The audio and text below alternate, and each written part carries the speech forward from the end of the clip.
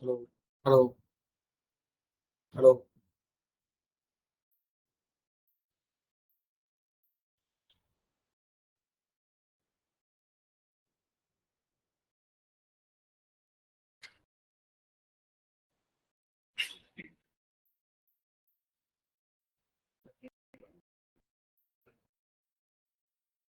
So, I hope you are all doing well. So, I hope you are doing. I hope you are doing. Um,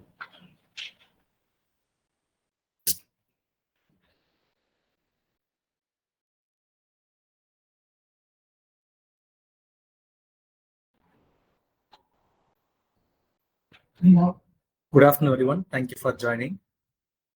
Let us wait a few more minutes so that people can join. I hope I'm audible to you guys.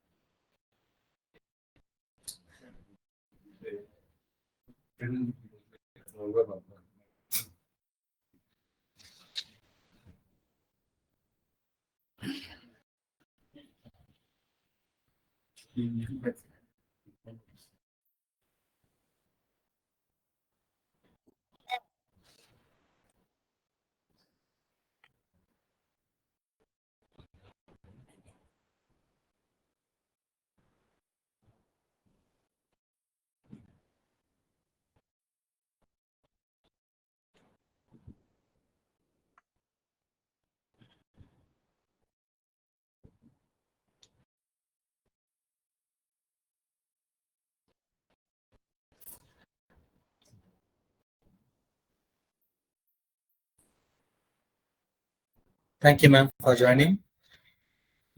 Let us wait some more time so that people can join. We have a few more people to join.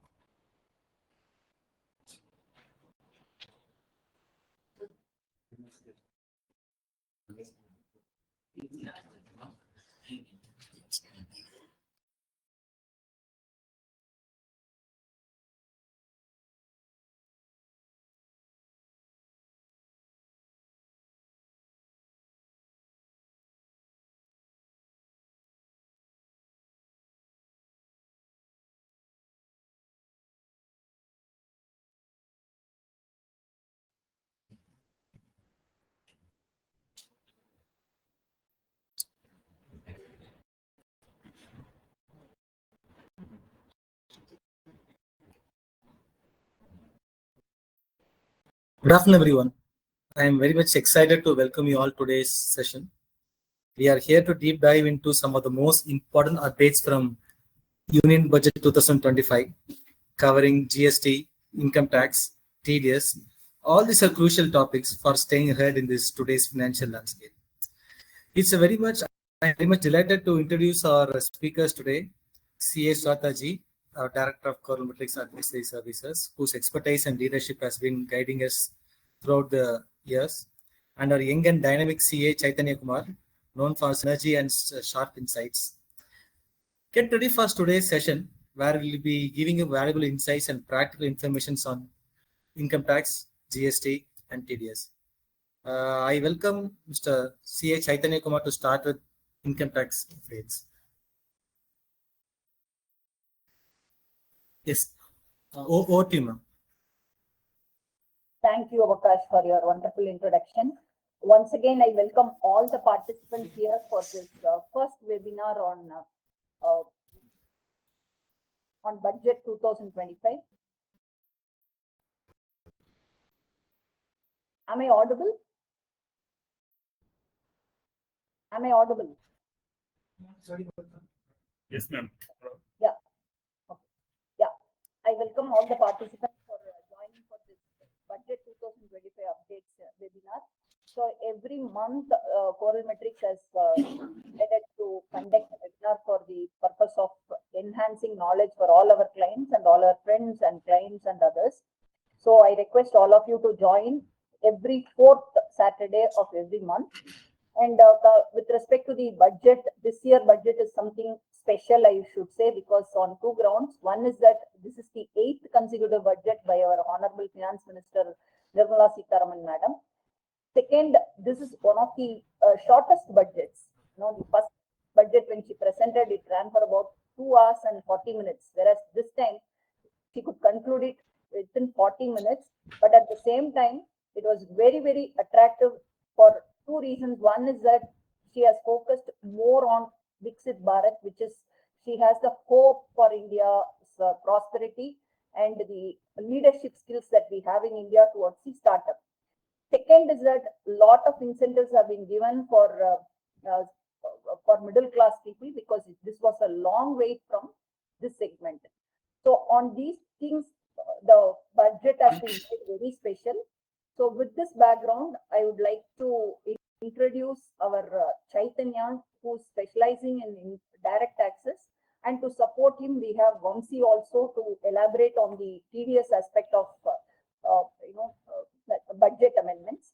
So today we are going to have 3 sessions. One is on income tax amendments with respect to this budget, which is going to be applicable for the financial year 2025-26, and TDS applicable provisions for the financial year 2025-26, and also the GST.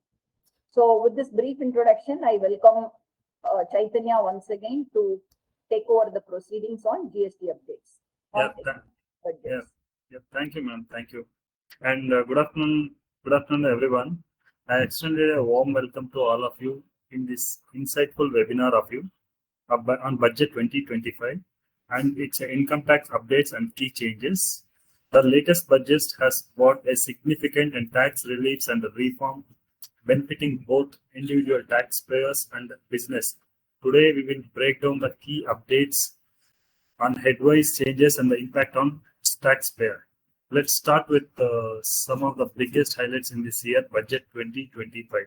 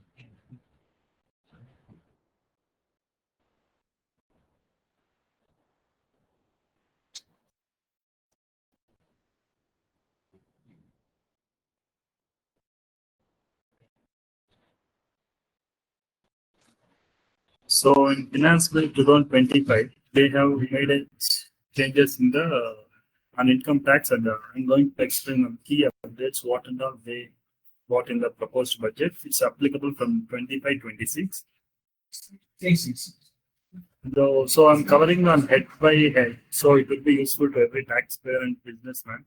So that there is in previous earlier when compared to 24-25, so there is there is no taxable there is no taxable income on 7 lakhs.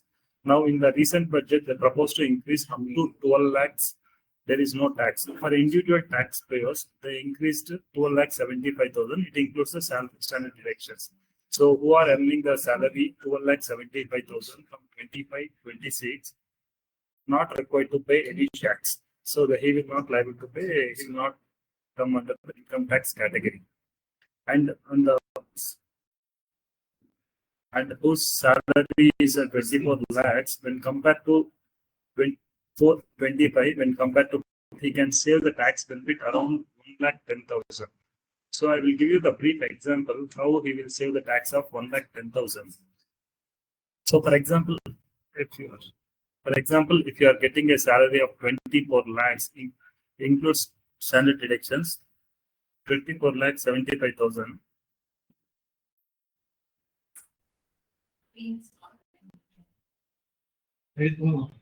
So example, if you are having a salary income of 24,75,000. So as per tax regime of 24-25, if I deduct the standard deduction of 75,000, so your net taxable income will come 24 lakhs. On that, tax payable will come 4,10,000. As per proposed budget 2025, so they got the huge changes in the income tax. If you are getting the same salary in the 25-26, 24,75,000, after deduction of 75,000 standard deductions, the net income will be 24 lakhs. So on that, taxpayer has to pay only 3 lakhs on the tax payable. It ultimately he can save the tax around 1,10,000 rupees. The second case, for example, if he is getting a salary income of 12,75,000, so he is liable to pay tax for the financial year 24-25, 80,000. In the same, as per proposed budget, after deduction of standard deduction, his net taxable income is 12 lakhs. So that 60,000 will come no tax payable. This tax payable he is not required to pay because it will go under the rebate. He no need to pay any income tax to the government. When it comes to the third case, for example, he is getting a salary income of 13 lakhs, which is exceeding the 12,75,000. In that case, after deduction of standard deduction, his net taxable income will be 12,25,000. As per earlier tax regime 24-25, he is liable to pay tax 85,000. But as per proposed budget 2025-26, after deduction of standard deduction, his tax liability will get reduced 60,000, 75,000.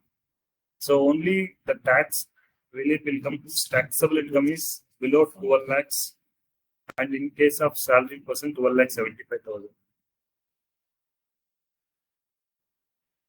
Now in the second, there is a changes in the income tax from post property also.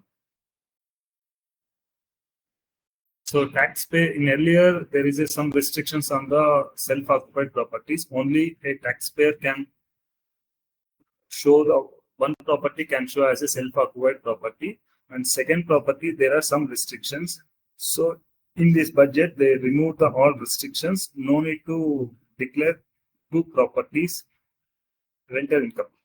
In earlier tax regime, so they consider as a deemed to let out. So, but for proposed budget, they introduce, so without any restriction, you can take 2 houses as a self-occupied properties. No need to declare any income from these properties. So, and then income from business and profession also.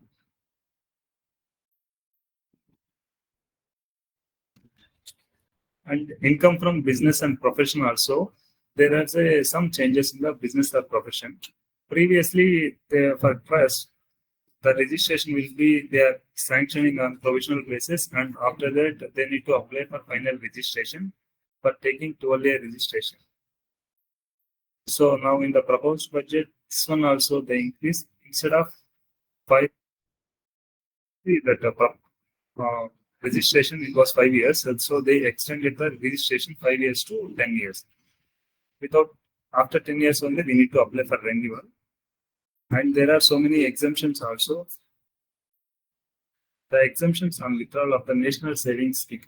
So previously, this in the budget, before budget, before budget on the whatever the interest you are getting on the national savings scheme, it's liable to income tax. In these budgets, this is also giving a big relief to the who are having the getting the interest on the national savings scheme. So on that, not required to pay any tax. Its entire amount is exempted. And so in the income from capital gains, so capital gains, there is no changes in the budget. In capital gain, there is no changes in the proposed 2025. The same rates before budget only, they brought so many changes in the capital gain. So for example, if you are making the sale of equity shares and equity orient fund units, so these changes and all before budget only brought into the notification.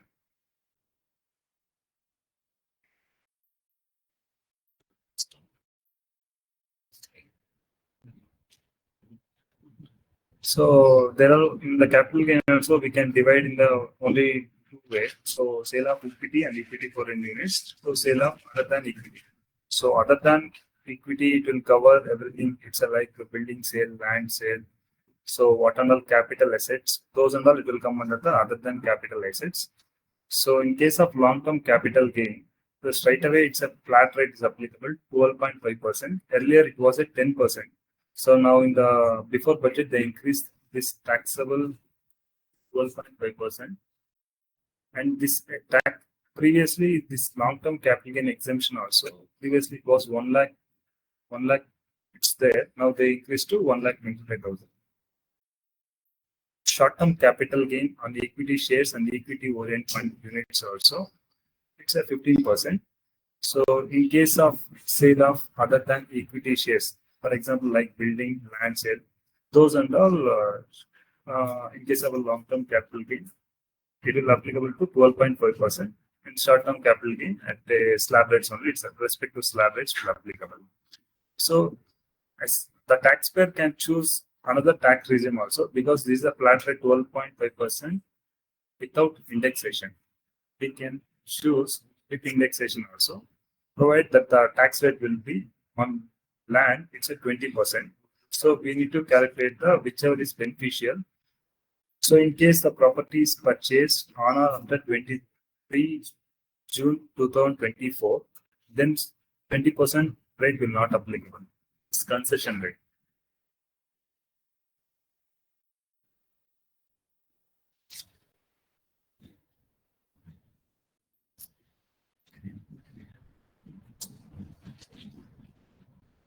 So as I told you, the salary income is exceeding 12,75,000.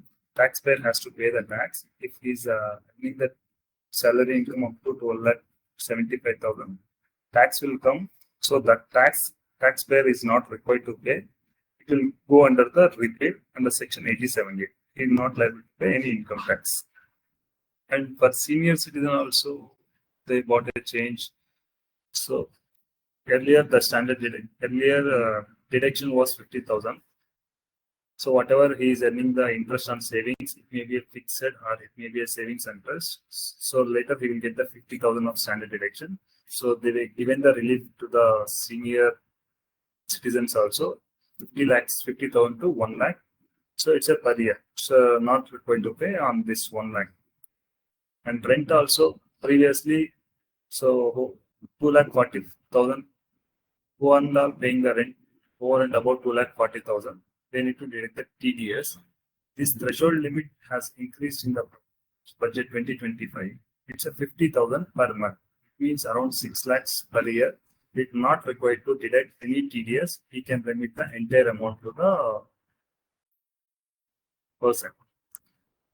And whenever there is a fund transfer from one country to another country, so TCS also it should applicable, but educational loan there is a concession rate is applicable. In the education also previously the limit will be 7 lakhs. Without restriction 7 lakhs. Now the budget this limit also they increased 7 lakhs to 10 lakhs.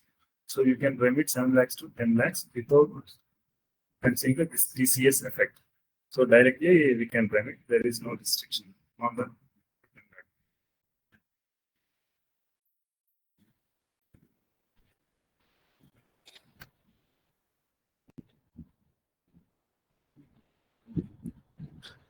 So everyone knows. So previously we were not able to file our income tax return after crossing the due date. So in earlier budget, they bought a good change. Taxpayer can file the updated return even though after crossing the due date. So earlier we can file maximum 3 years. In the recent budget, the updated return they increased to till 5 years. So I will tell you how the income tax will calculate the late fee thing on the updated return. For example, if you are in a 20 earlier, we can file 21-22 return till 25. So now 2021 return also we can file with the penalty of 70%. Example I will tell you. So for example, if you are filing the return 2024-25, the due date of this is 31st July 2025. The budget also, the due date will be the same. But if you see the financial year 2021, so the current provision, you cannot file the updated return. But in the budget, they released with an update. We can file the 2021 return also with the 70% of additional tax we need to pay over and above the normal taxes. The same way, in 2021-22 return also, we can file the budget as per budget provision. Current provision, we cannot file. But by paying additional 60%, we can file the 21-22 income tax return. But that due date will be the 31st March 2027. In the same way, 2023 return we can file till 2026.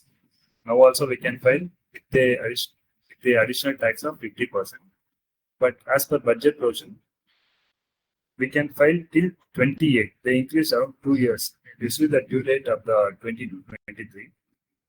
So they increase the time limit to additional 2 years, 28. Previously 26%. Now 28 we can file 22-23 return. Won't have missed out their income and not file their return in time. They can file the return before this due date. Same way 2023-24. Due date of this income tax return we can file up to 31st March 2027 by paying additional tax of 25%. In the same way, as per budget provision, this time limit will get increased 2027 to 2029. So by paying additional tax of 25%. So 24-25 due date will be the 31/7/2027. As per budget also the same provision.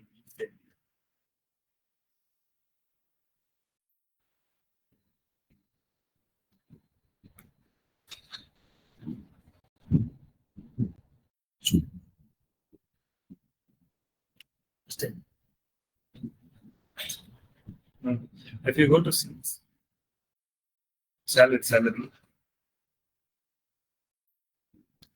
here this new changes and all, it's there previously 7 lakhs, now it's a 12 lakhs, no. But these changes and all they done in that as per new tax regime only. There is no.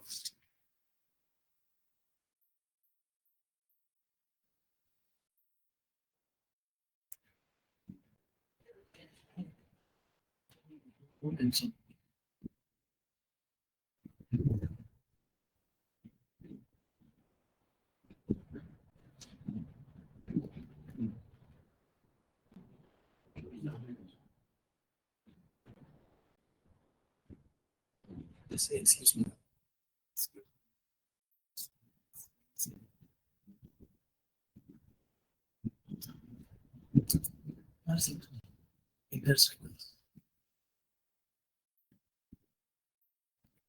Chaitanya, there is one participant who's raising his hand. Probably we can take down his question towards the end of the session.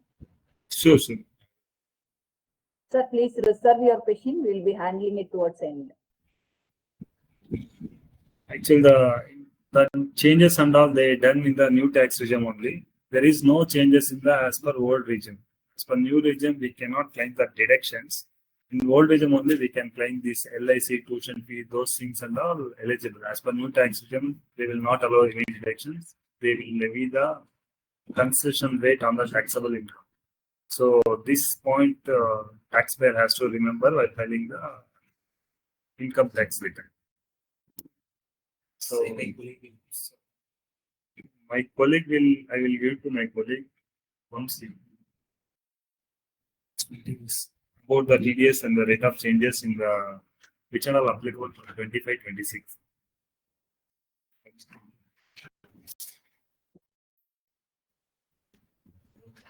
I welcome Vamsi to take over the proceedings. Dear Thank you. TDS is also very important provision with respect to GDS, with respect to income tax. So I request all of you to reserve your questions till then, so that we will be able to clarify on each and every question of yours. Thank you. Over to Vamsi. Thank you, ma'am. Hello, good evening all. This is Vamshidhar. Herein, I am going to explain the proposed changes in threshold limits of TDS and as well as if there is any changes in rates. Okay. Coming to this first section 193, interest on securities. Earlier it was no threshold limit. Now they have proposed 10,000 rupees as a threshold limit for deducting TDS. Whereas in case of interest other than interest on securities, in case of bank, cooperative society, post office, for senior citizens, earlier the threshold limit was 50,000 rupees. Now it has been doubled, and they have made rupees 1 lakh as the threshold limit. In case of others other than senior citizens, for banks, cooperative societies, and post office, earlier it was 40,000 rupees. Now it has been updated as 50,000 rupees. In case of other cases other than bank, cooperative societies, and post office, now the limit is 10,000 rupees. Earlier it was only rupees 5,000. In case of dividend,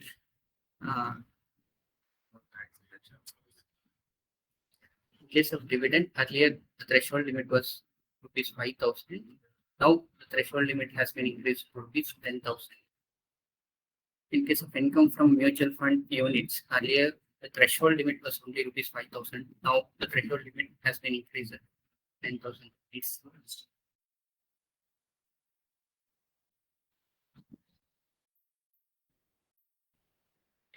Under 194B, the earlier threshold limit was only rupees 10,000, which is aggregate of amounts exceeding 10,000 during the financial year. But now it has been changed to 10,000 rupees in respect of a single transaction. And in the same way, 194BB, winnings from horse race, earlier it was 10,000 rupees in aggregate. Now it has been updated as 10,000 rupees per single transaction. Under 194D, insurance commission, the rate is like 5% for individual and HUF and 10% for other than individual and HUF. Earlier, the threshold limit was only rupees 15,000 rupees. Now the threshold limit has been increased to 20,000 rupees. Under section 194G, income by way of commission, price, etc. on lottery tickets, the rate is 2%. The threshold limit is earlier the threshold limit was 15,000 rupees. Now that has been increased to 20,000 rupees. Under section 194H, commission or brokerage, the rate is 2%. Here, threshold limit was only 15,000. Now it has been increased to 20,000 rupees. But in case of rent, 94I, 2% will be the rate of TDS in case of plant and machinery, and 10% will be in case of land and building. Earlier, the threshold limit was 2,40,000 during the entire financial year, but now it has been updated to 50,000 rupees per month or part of the month. So, if it is 6 lakhs per annum, you need not deduct TDS. Whereas in case 194J, fees for professional or technical services, earlier the threshold limit was 30,000 rupees. Now the threshold limit was increased to 50,000 rupees. Under section 194 LA, income by way of enhanced compensation. Earlier the threshold limit was only rupees 2,50,000. Now it has been doubled. Now the threshold limit is 5 lakhs rupees.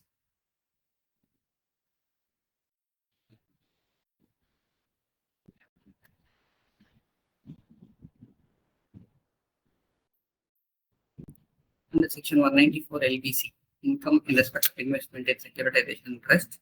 Now the rates, earlier the rate of TDS is 25% if pay is individual or HUF and 30% if in other cases. Now the rate of TDS has been reduced to 10%. Under section 206C, TCS on timber or any other forest produce not being territories obtained under a forest lease, and TCS on timber obtained by any other mode other than under a forest lease. Earlier, the TDS rate was 2.5%. Now the rate TDS has been reduced to 2%.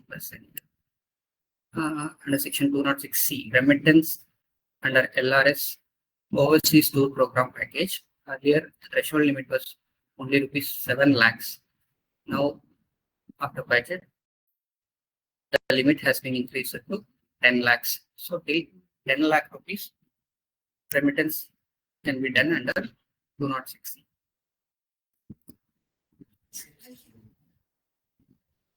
And as my colleague already explained, TCS on remittance under LRS for purpose of education, financed by loan from financial institution. Earlier, the TCS rate is 0.5% after 7 lakhs rupees. Now that has been removed, and there have been it is allowed to transfer entire amount without any TTS if the amount is bought from the financial institution and it is for the purpose of education. And thank you very much, all of you. And now I'm handing over the session to Sujata ma'am. Thank you very much, Vamsi.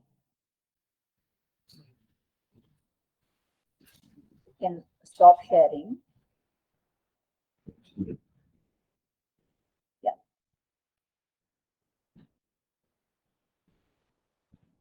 So we have completed the first portion of our webinar today, which is on income tax. Now I leave the floor open for any questions. See a one raise of hand. Sir, you can unmute yourself and ask the question.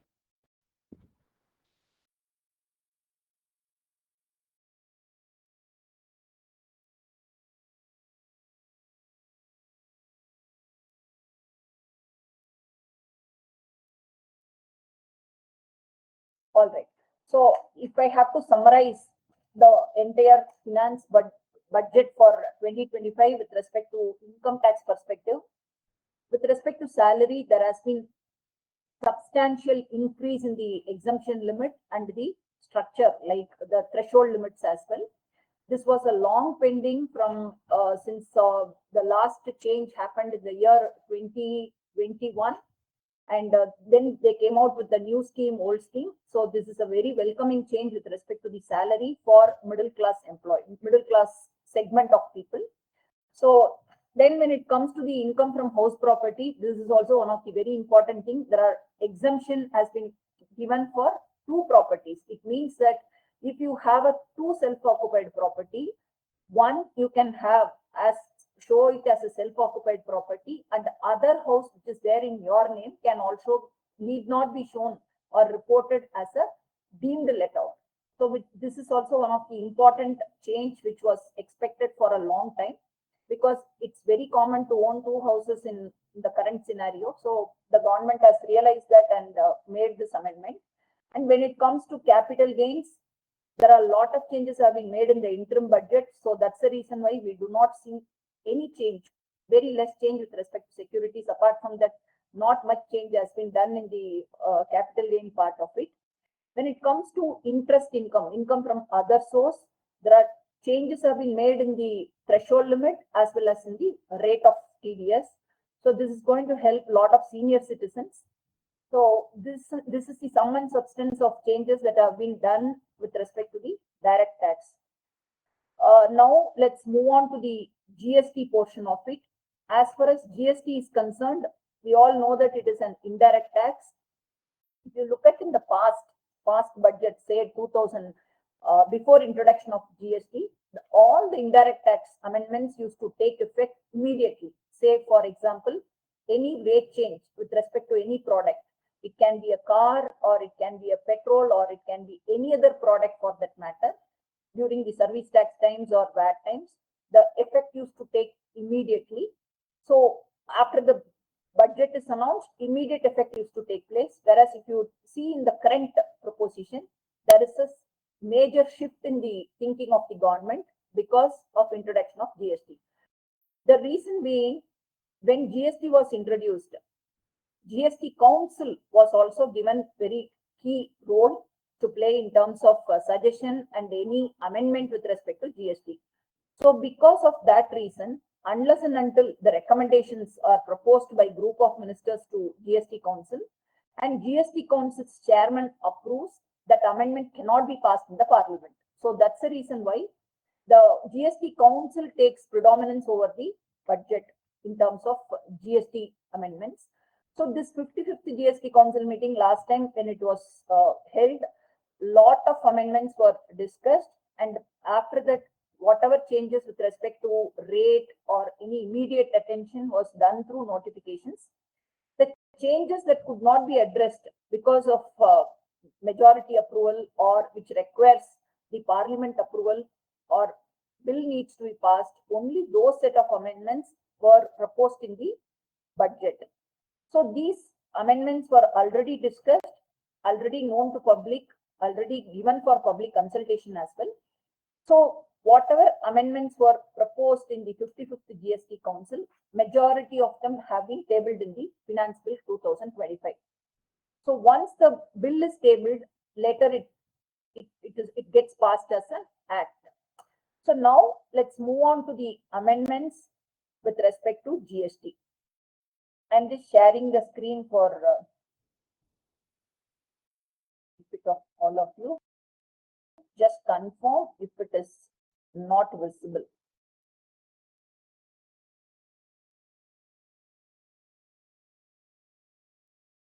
Hope the screen is visible.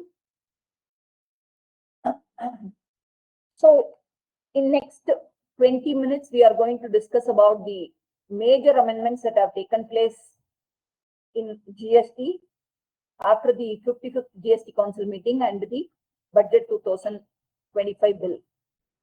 First and foremost is that input service distributor. You all must know the basics of who's an input service distributor. If you look at in the past, from 2017, the registration of input service distributor was not made mandatory. Who's an input service distributor? Assuming, let me explain you with an example. There is a branch office, there is a head office. Majority of the functions are handled only from head office.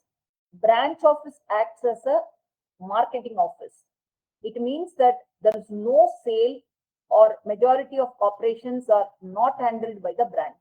Only the services which are delegated from the head office are done by the branch office. So what happens? The expenses that are incurred by the branch, it is just not relating to its own expenses, but relates to the common expenditure. So if I have to put it in simple terms, the head office is in Delhi, branch office is in Bangalore, branch office incurs expenditure towards marketing, sales promotion, and other expenses, rent and other expenses. This cost is called as common cost, which is just not relating to the particular branch or any other branch. It is relating to the whole company as a whole. If that being the case, the expenses, the input tax credit relating to those expenses needs to be distributed to the respective other head office, other branch offices, and also to the head office. So this is the role of input service distributor. This is a role of input service distributor who has registered as IST under GST. Whereas if you see in the act, in practicality, this was not happening.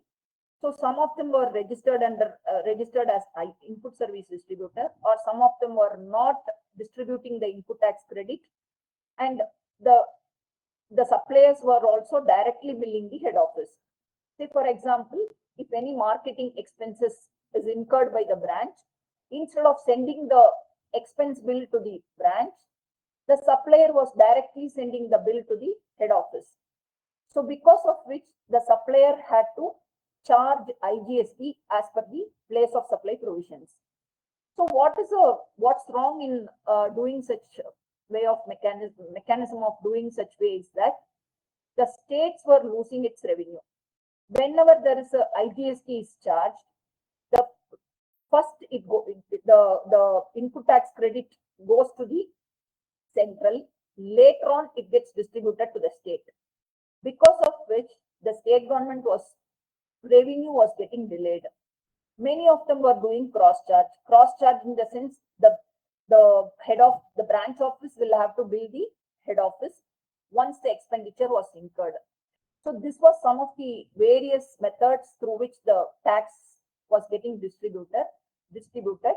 To avoid such differences, to avoid such conflicts, the input service distributor registration also made compulsory, and also the new provision that has been brought in the Finance Bill 2025 is that whenever there is an RCM incurred by the input service distributor, in our example by the branch, there was no mechanism to make the payment of RCM by the IST.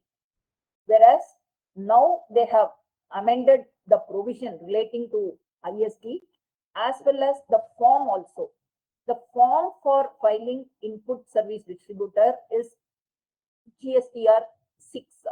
The GSTR 6 also got amended, because of which the input service distributor can make the payment, and also the RCM mandatorily needs to be paid by the branch office only.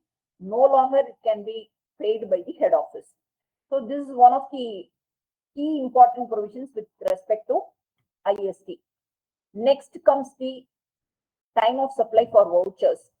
If you look at section 12 and 13 of CGST Act, there were time of supply provisions were separately distinguished for any person who's making payment for vouchers.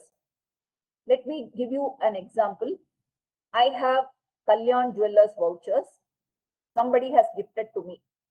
So my friend will buy a Kalyan Jewellers voucher and then gift it for my birthday, which will have a validity of 6 months. And I can encash it on the same day, the day on which my friend gifted me, or I can wait for 2 months, 3 months at my own wish before the expiry of the voucher. As per the place of time of supply provisions, the time of supply for such vouchers, as per the earlier provisions, it used to be the time of redemption. At the time at which the voucher was getting redeemed was the time of supply. If you look at it, whether the time of the vouchers is a goods or service was a strong point of debate. In the many high courts, it was held that the voucher is not a goods. In some of the advanced ruling authorities held that no, the supply of voucher is also goods or services, so it needs to be taxed at the time of supply. Whereas RBI held that, Reserve Bank of India held that voucher is just like a money instrument. It cannot be treated like any other. It's not a money, but it is an instrument for discharging the payment. So if having these anomalies in place, the GST Act also went through the amendment in the form of the defining of voucher itself. Now, as per the current scenario, voucher is neither a goods nor a service. It means that it will fall under Schedule 3. It will be treated as an actionable claim. If it is an actionable claim, it cannot be that there will not be any supply. It cannot be called as a supply. Sale or selling of or buying of voucher cannot be called as a supply. When there is no supply, there is no levy. When there is no levy, there is no time of supply. So having this background, they have removed the time of supply provisions relating to vouchers. So when vouchers are sold, in the given example, earlier at the time of redemption, when I went to Kalyan Jewellers for redemption of the gift vouchers, the Kalyan Jewellers were expected to discharge the GST liability. Whereas now, as per the current provisions, at the time of sale, my friend, when she buys the gift voucher from Kalyan Jewellers, at that point of time, Kalyan Jeweller needs to discharge the GST liability. It has been treated on par with any other goods.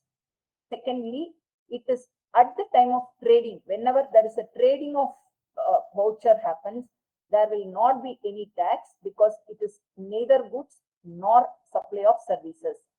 Third, in case of any income that you receive in the form of commission or any other service charges are rendered, any other service charges are collected for sale of those vouchers, then only to that extent the GST would be applicable, not on the entire sale value of voucher. So this has been clarified through the circular 243, which was issued on 31st of December 2024.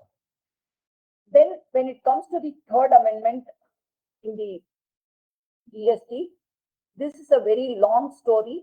If I have to make it short, because our finance minister herself has presented the budget in 40 minutes. Myself, Chaitanya and Vamsi take this session for 1 hour. I think we will be doing injustice.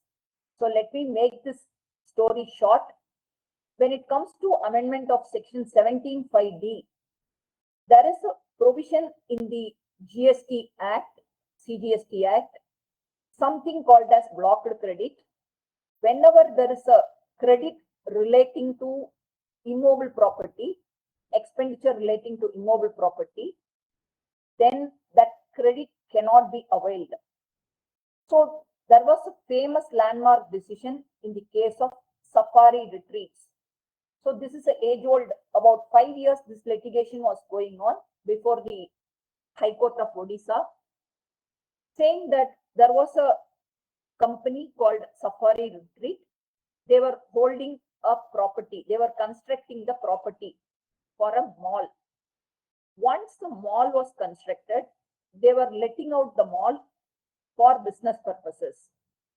So the Safari Retreat company argued that me having spent those expenses for the purpose of business, purely for the purpose of business, then why can't that property be treated as a just like plant and machinery? Why plant or machinery?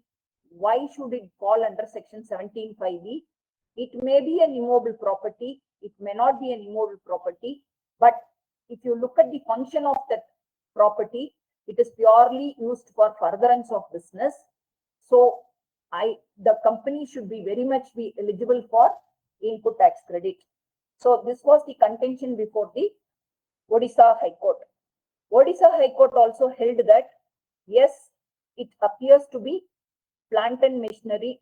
Plant, and if it had been plant and machinery, then you are not eligible. Whereas plant or machinery is the wording that is given in the section 17(5)(d), you are eligible for input tax credit. This was the judgment passed by the Odisha High Court. Whereas revenue was not satisfied with the High Court's judgment, they went for appeal with the Supreme Court. This matter was pending before Supreme Court for the past 3 years, and most awaited judgment came in the month of about 2 months ago, stating that this matter should be remanded back to the High Court again because the functionality test should be performed. What is functionality test? Assuming there is a theater, right? Cinema theater, we all know. If somebody is constructing a cinema theater, that itself is a plant for him, right? Because through which he is going to do any other service. Say, for example, we have to compare it with the ice cream manufacturing plant. So through using the ice cream manufacturing plant, the owner of that business is going to manufacture ice creams. So the output is coming out of that plant. Similar analogy, if you apply for a cinema theater is also as good as plant. Same way, when a business owner constructed a mall purely for the purpose of renting it out, how come that input tax credit can be denied? If he is using it for his personal purpose, then he will fall under section 17(5)(b), whereas this is purely used for his business purpose and not on his own account. It is going to be for the furtherance of business. So input tax credit should not be denied. Second, if you look at the lacuna in the Act, in the provisions of section 17(5)(b), you all know that each state has its own SGST. CGST is the Common Act. SCST, we have Karnataka Goods and Service Tax Act, Tamil Nadu Goods and Service Tax Act. Likewise, each state had to pass its act. Out of 29 states, majority of the states did not have the word plant or machinery. It had plant and machinery.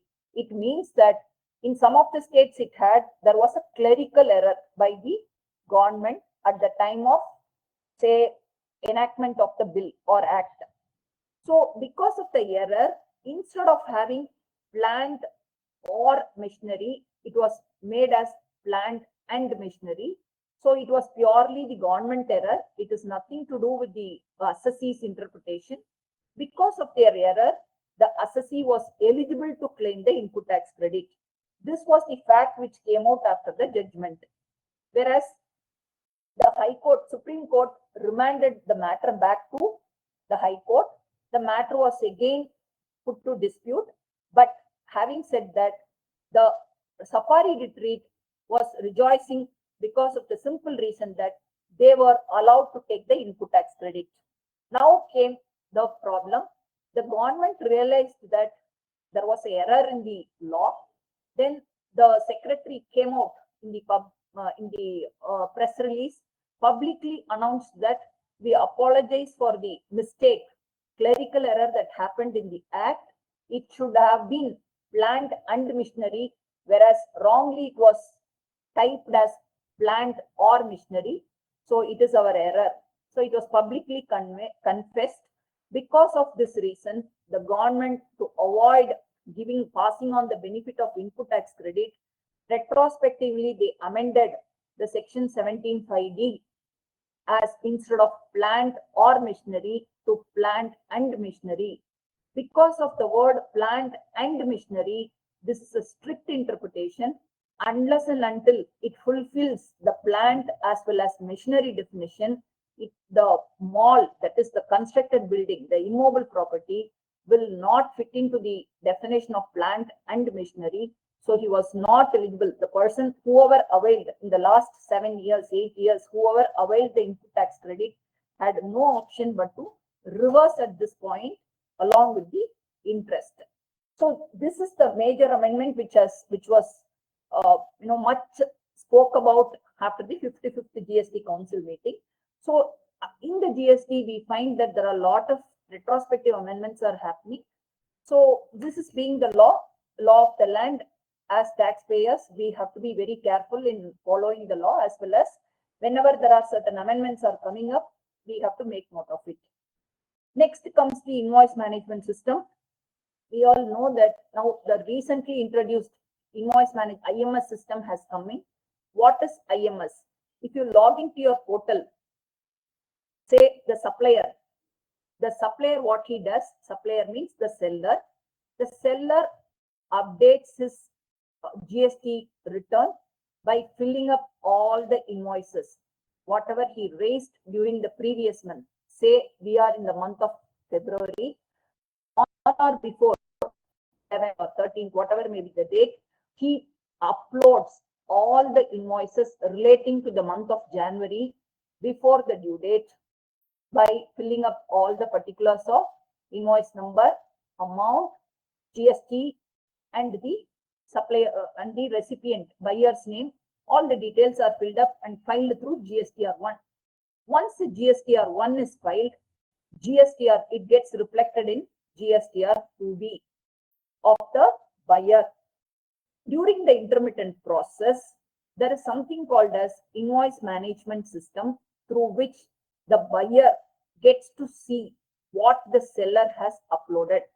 In case, if he finds that there is any error in the reporting by the seller, he can always accept, reject, or he can keep it pending.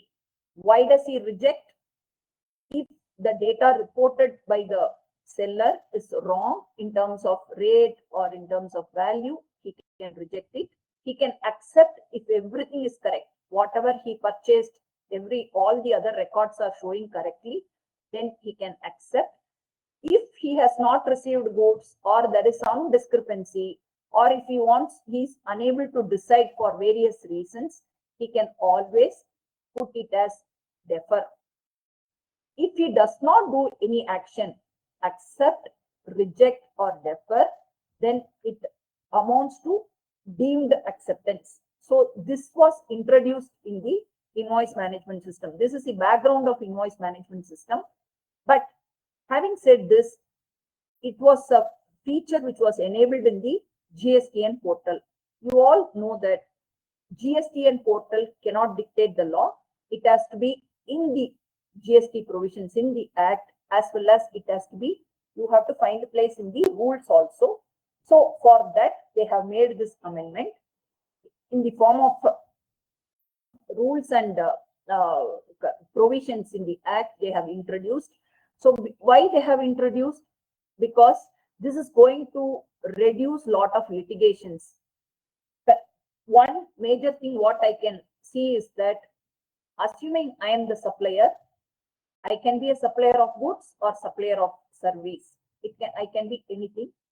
I sell some goods, right? I sell some goods.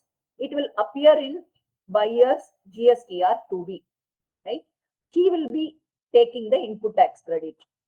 After few months, if I raise a credit note, after few months, why do I raise a credit note?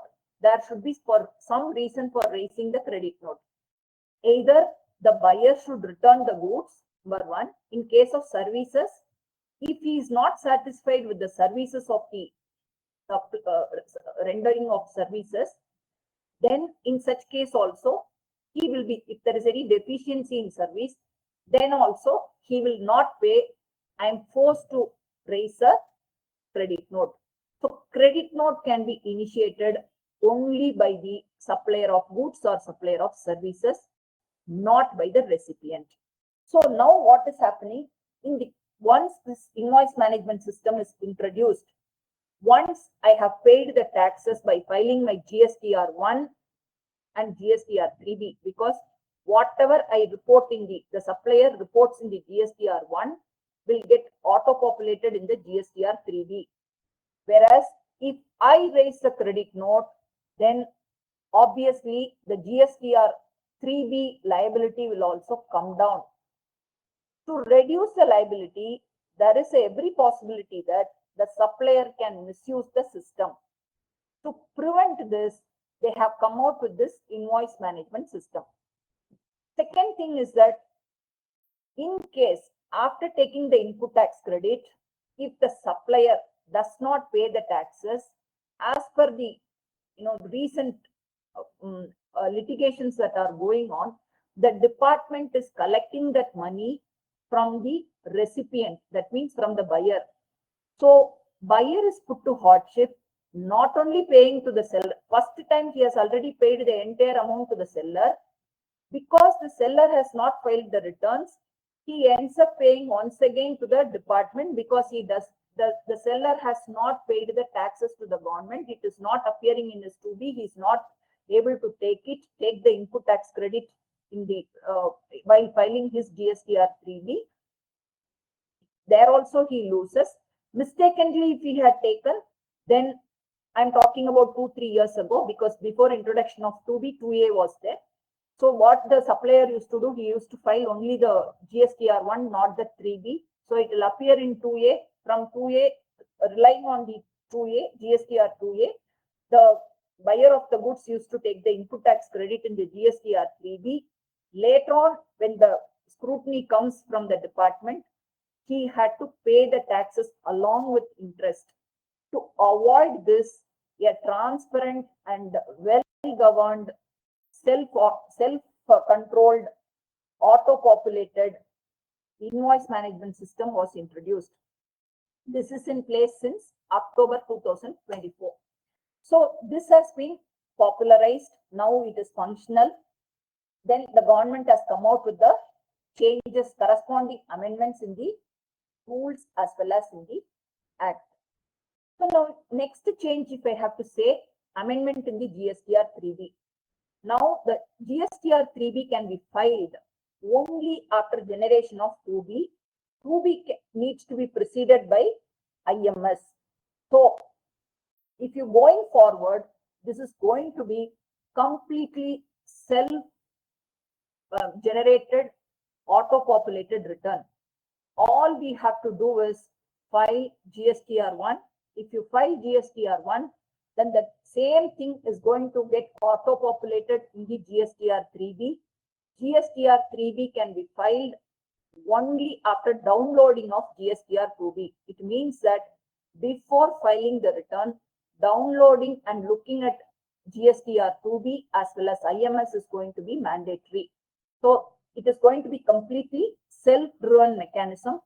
The taxpayer, what he needs to do is upload his GSTR1. That means the sales done during the month, and then pay the taxes after reducing the input tax credit, looking at it from GSTR2B, which is also going to be auto-populated from GSTR2B. So GSTR3B cannot be edited going forward.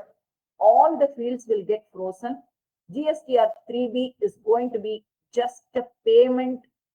What you need to do is just generate the challan only for making the payment and uploading the return. So it's going to get simplified. That's what we see as of now. But practically, when you look at it, it's not that it's going to be as simple as I say, because there would be some Rule 42 reversal. There could be some reconciliation which needs to be done for temporary reversal and permanent reversal. At the same time, the government has introduced input tax credit, claim, availment, and opening and establishment of opening and closing balances. So a lot of things are going at the background. So one side we call it as easy, but it requires a lot of reconciliations and working papers to make it simple and logical. So next is that track and trace mechanism. This is also an extension of IMS. So through this mechanism, what they are going to do is that movement of goods will get tracked from manufacturing till the point of sale. You may ask, is it possible? What is the need? Because we have GSTR1, we have e-way bill. Over and above that, one side we are saying we are going to simplify the system, ease of doing business. Then what is the point in again bringing in some right from manufacturer to sale for this track and trace mechanism of GST? The answer to this is very simple. Government wants to track certain goods. It's not for all commodities. It is only for selected commodities. Say, for example, pan masala or cigarette. There are certain sing goods which goes unnoticed. So the government wants to have a track of what is the source of manufacture, who's selling it, who's manufacturing it, where is it originating from, and how the supply chain is working, so that they can track the entire supply chain and ensure that there is no leakage of tax at any point of time, any point in the supply chain. So this is the reason why they have introduced this. This may not be for any packaged goods or any other item. Now currently, if you look at it, what are the goods is not clear. Going forward, government will come out with the more clarity. So these are some of the major changes in the GST. Thank you so much for your patient listening.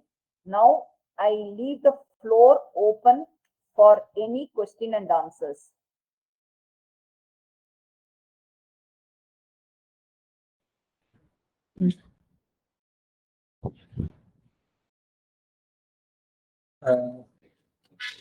Thank you all for being a wonderful audience. I saw someone raising the hand during the conversation.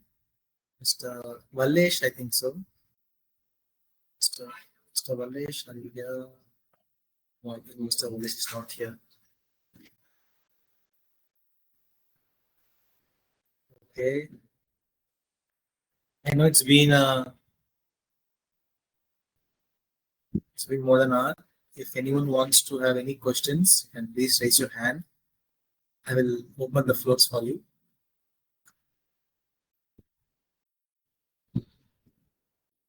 Thank you so much for. Yeah. Thank you. If anyone has any doubts, we'll be posting this video in our YouTube channel as well. You can post it in the comments. We'll reply to you as soon as possible. Right? Thank you, Avkash. Yeah. Thank you for Thank you. inviting Thank us. you. Thank you, Chaitanya. Thank you. So thanks for Omsi for being a wonderful host as well. Thank you all. Wish you all success and best.